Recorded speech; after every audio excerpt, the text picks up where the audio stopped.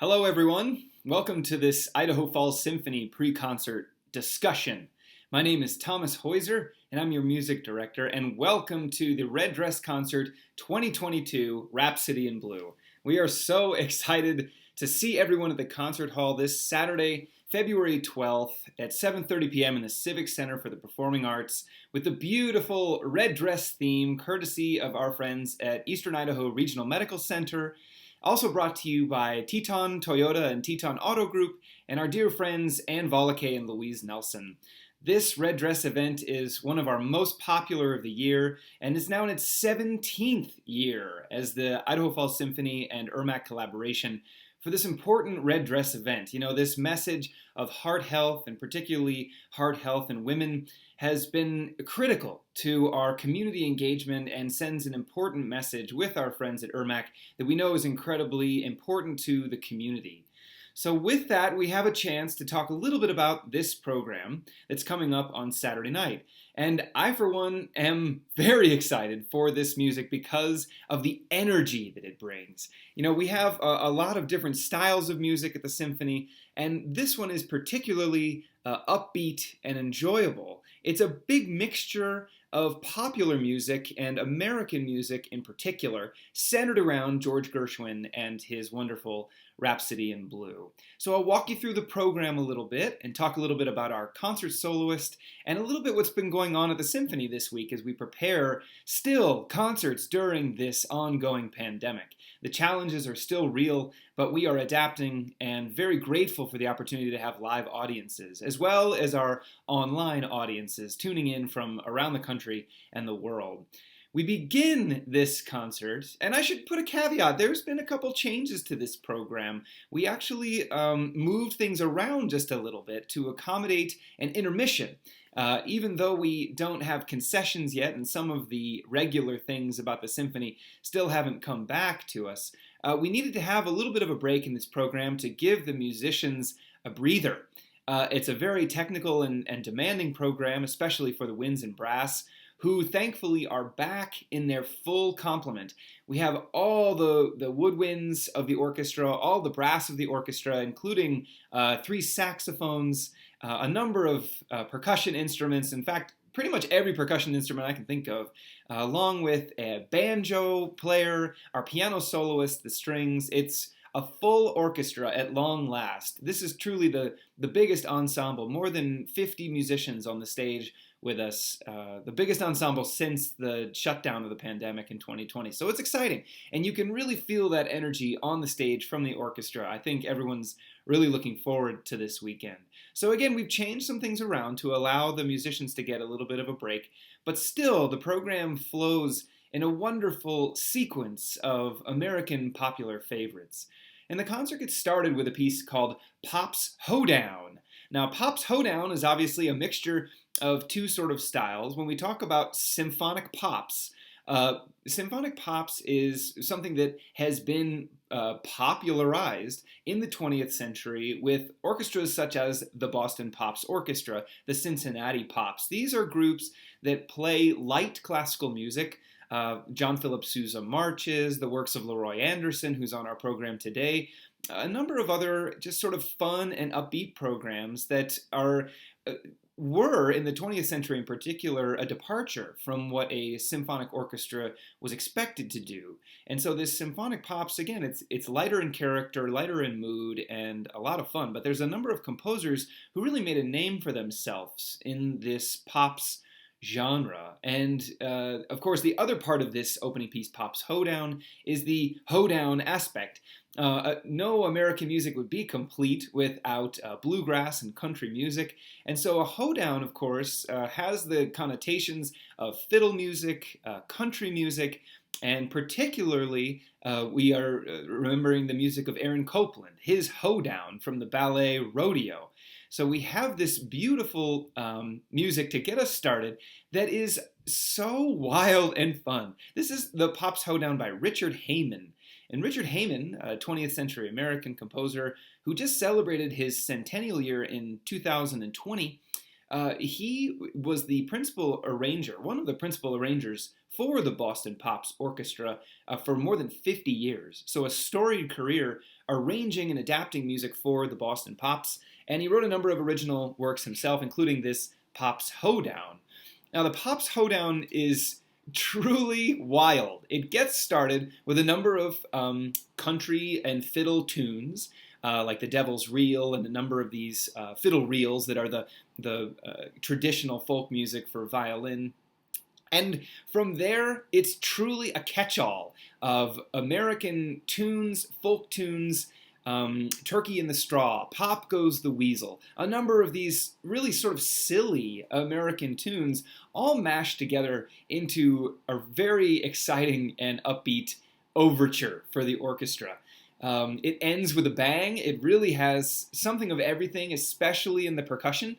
The only thing we're missing is a harmonica player. So for any of you out there that know a harmonica player that you can introduce to me from the Idaho Falls community, please do. We would love to feature a harmonica player the next time that we have the Pops Hoedown on the program. We've had it before. I think we've played it maybe once or twice in park concerts, some of our outdoor concerts for families in the summer, and it's just wild. You'll absolutely love this, and it gets us started on this upbeat and energetic footing.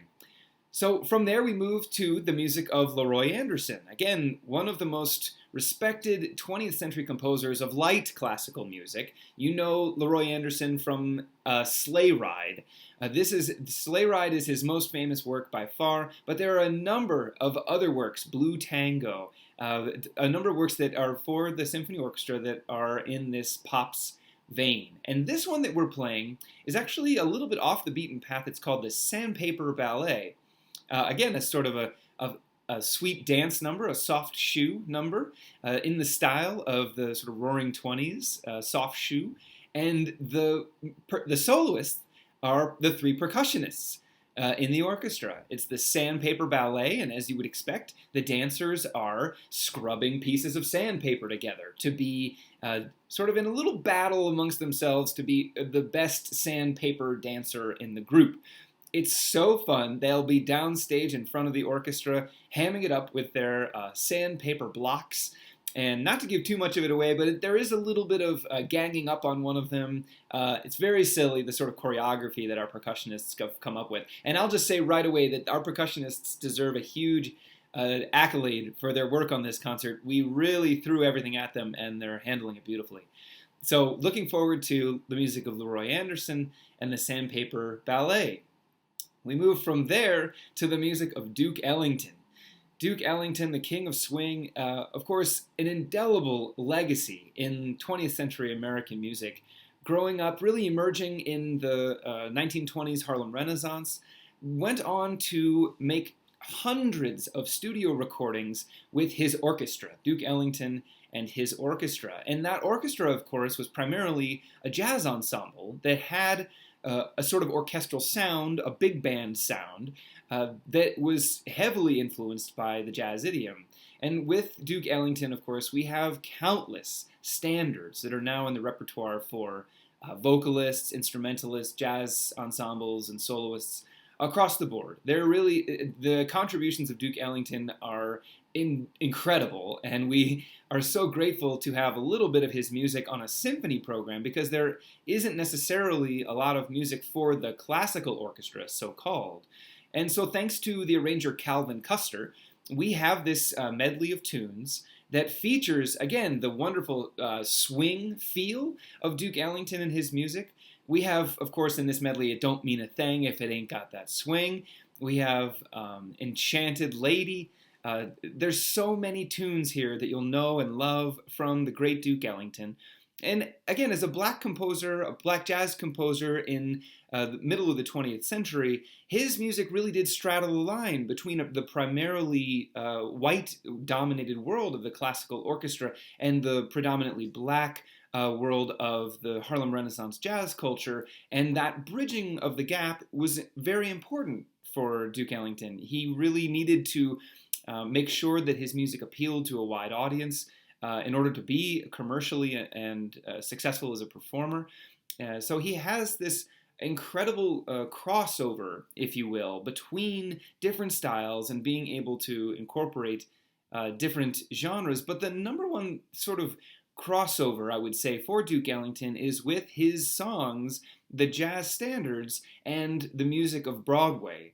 Of course, he has a number of really important songs that cross that genre boundary, and a number of Broadway shows that are, of course, the tunes overlap between the shows and the standards, and there's this wonderful correlation between Duke Ellington and the music of Broadway in New York. And so that blend in the 20th century that Duke Ellington was responsible for has created a very important component of jazz in the Broadway idiom. So he was really responsible for creating syncopated rhythms, jazz harmonies, creating that sort of culture in the Broadway idiom that, of course, was taken up by composers like George Gershwin and others at that time in the 1930s and 40s in particular.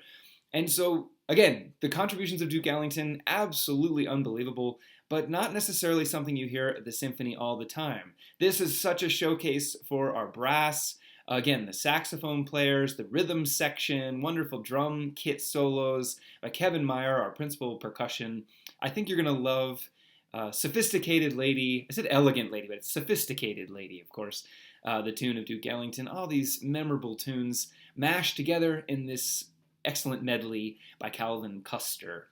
And our first act ends with the music of Florence Price.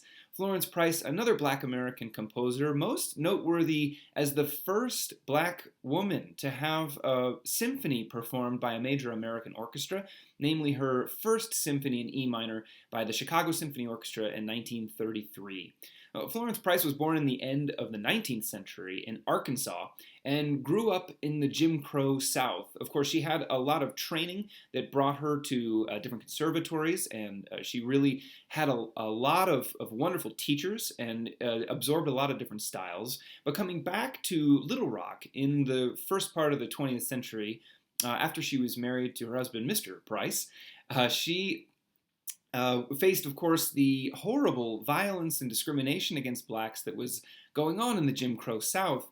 And so she then moved with her husband to Chicago in the 1920s, the early part of the 20th century, and developed a career in Chicago. So she really had there was, of course, a number of artists, Aldous Huxley, black artists in this time, the early 20th century, who were creating sort of a cultural, literary, musical, artistic enclave for black artists and black intellectuals in Chicago in that time. And so that was where Florence Price's career really thrived. She had a number of very important commissions and performances, again, namely the prize-winning opportunity to have a work performed by the Chicago Symphony. And that first symphony of hers has some folk influences, some real sounds of American styles, African-American spirituals.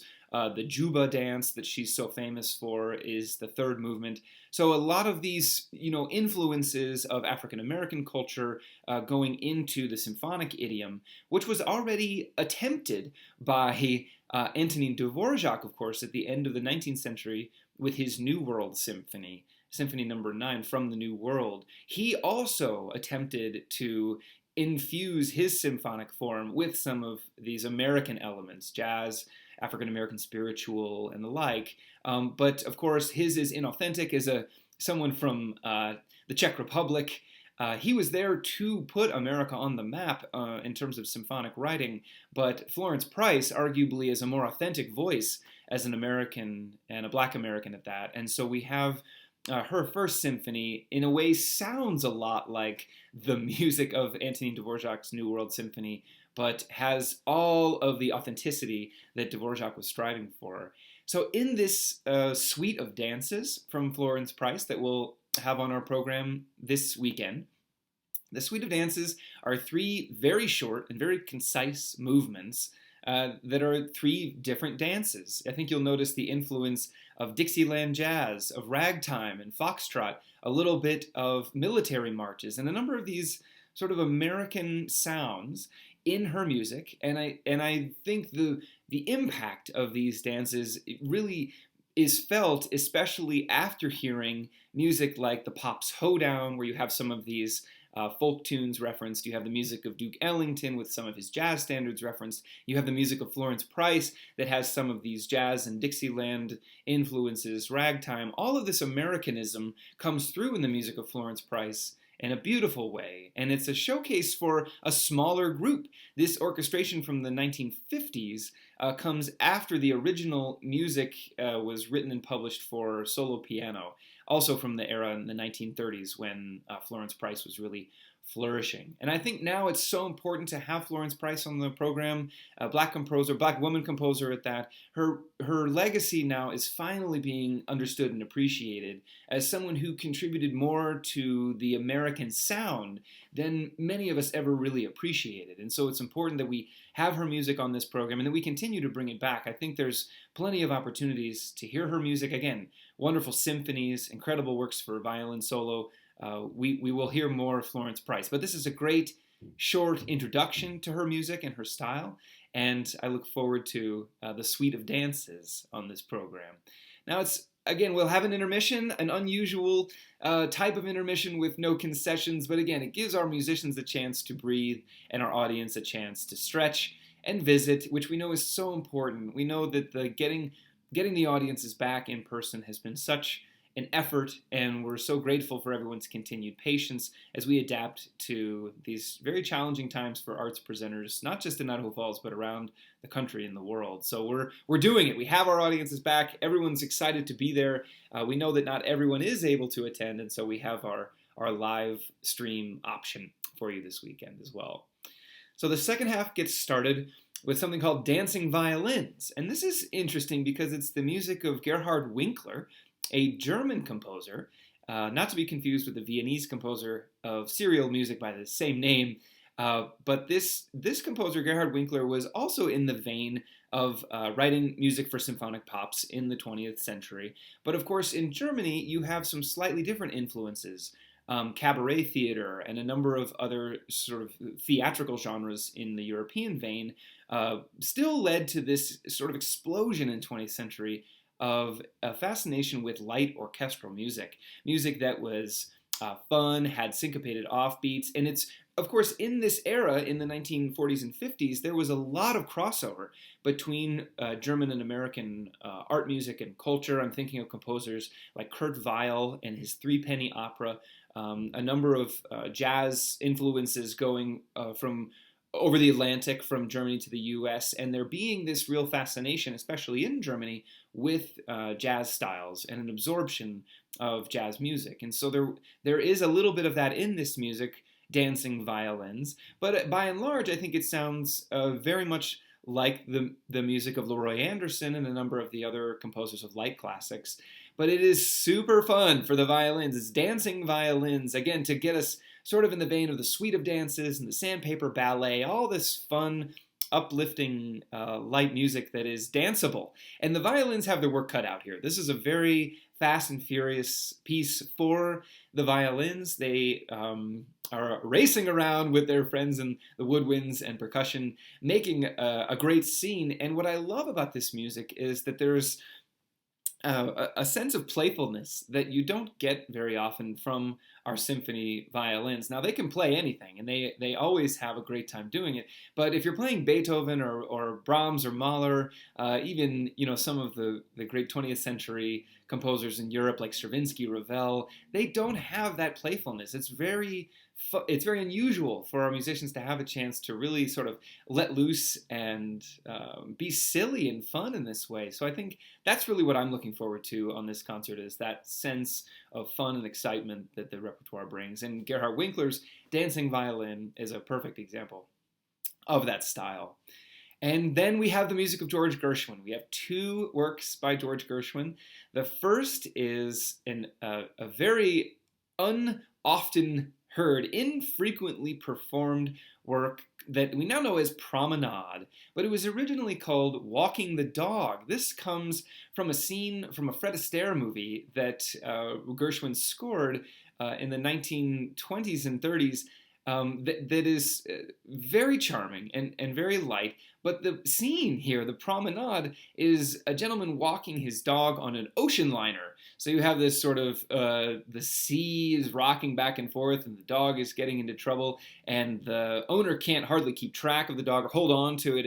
It's this comic scene of the walking of the dog. So it's either called Walking the Dog or Promenade, no matter how you have it. We have a wonderful arrangement here by Saul Berkowitz for the orchestra that showcases the clarinet, the trumpet, some of the sort of more jazzy sounds. And here again, we have the soft shoe dance style, sort of a shuffling, sort of swinging music that really is depicting the sort of stroll down the boardwalk of this ocean liner, which of course was everyone's fascination in early 20th century, these wonderful ocean liners that were bringing folks across the Atlantic in a luxurious fashion. Now, of course, the luxury in this case, if you've seen the Fred Astaire film, is made comical, and they really sort of poke fun at it. So this is another very fun, light piece, and it's the first to feature our piano soloist for the evening, Roberto Plano.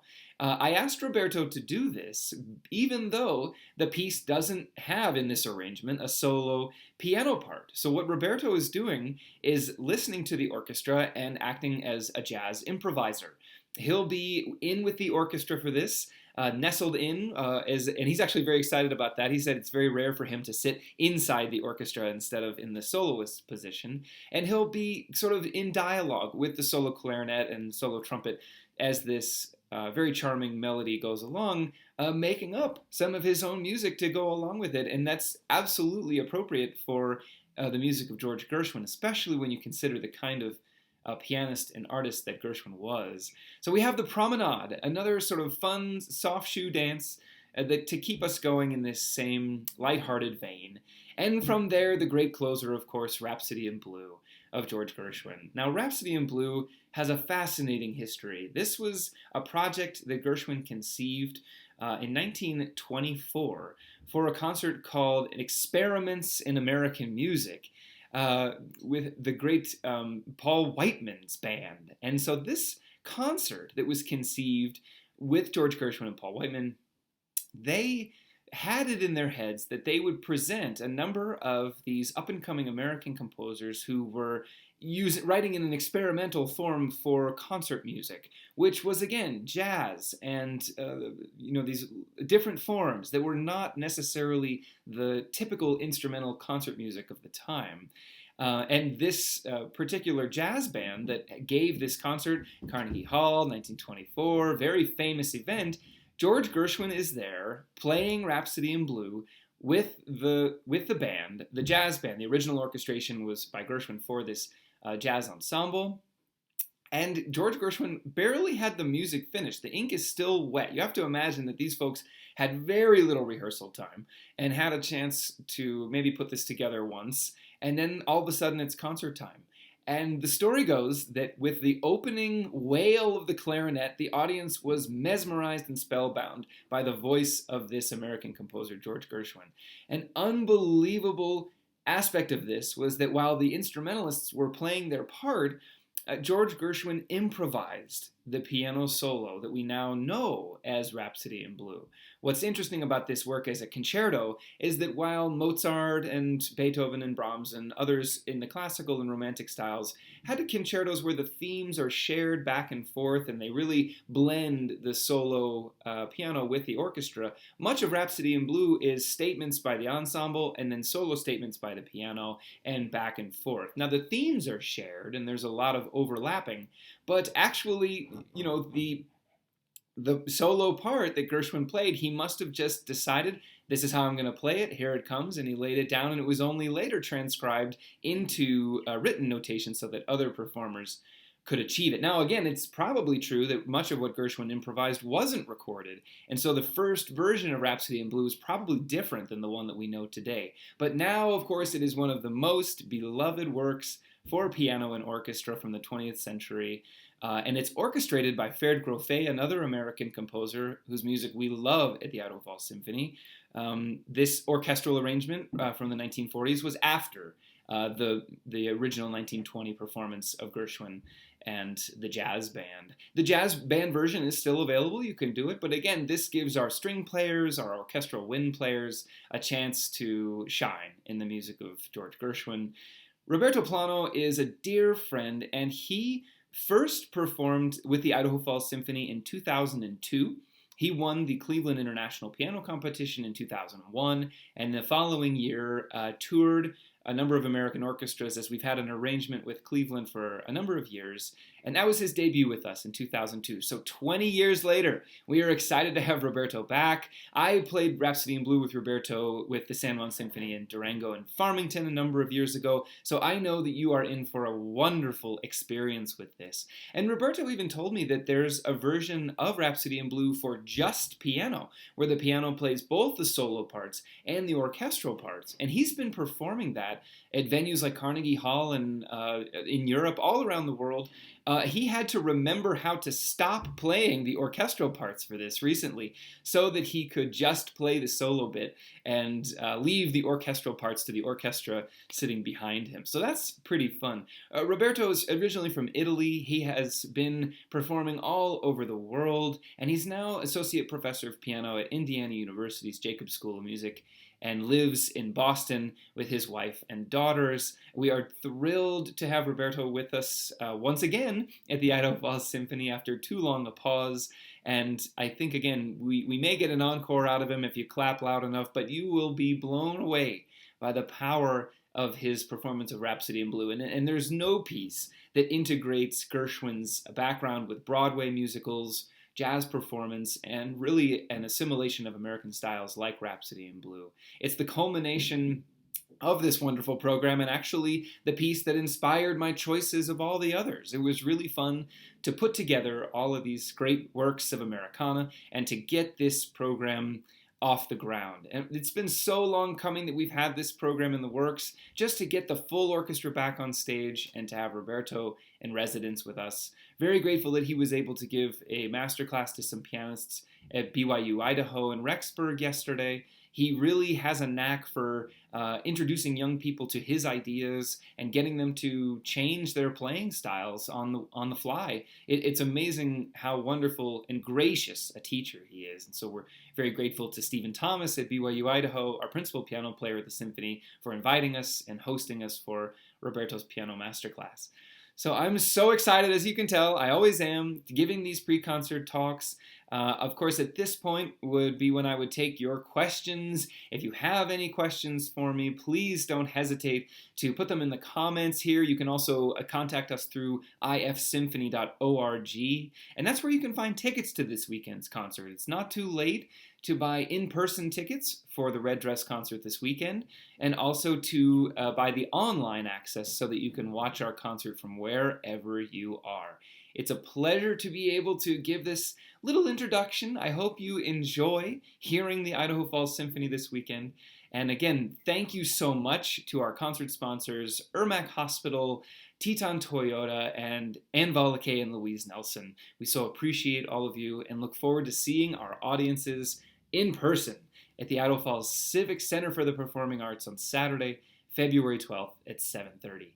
Thank you so much. I'll look forward to next time that I have a chance to preview our concerts. We have, of course, coming up in March, a concert called Intimate and Elegant that is a chamber orchestra from the 1918 pandemic era, when big orchestral music was fashioned for a chamber orchestra, and we'll be playing Mahler's Fourth Symphony with soloist Diana Livingston Friedley. And in April, a bombastic finale, courtesy of Bank of Idaho and our friends at the Idaho Falls Community Hospital. This concert will be wonderful, featuring the world premiere of Jim Stevenson's Fanfare for Democracy, along with Tchaikovsky's Fourth Symphony, a majestic close to what has been a most enjoyable 72nd season of the Idaho Falls Symphony. Thank you very much. We'll look forward to seeing you this weekend and next time here online for these pre-concert talks. Thank you so much.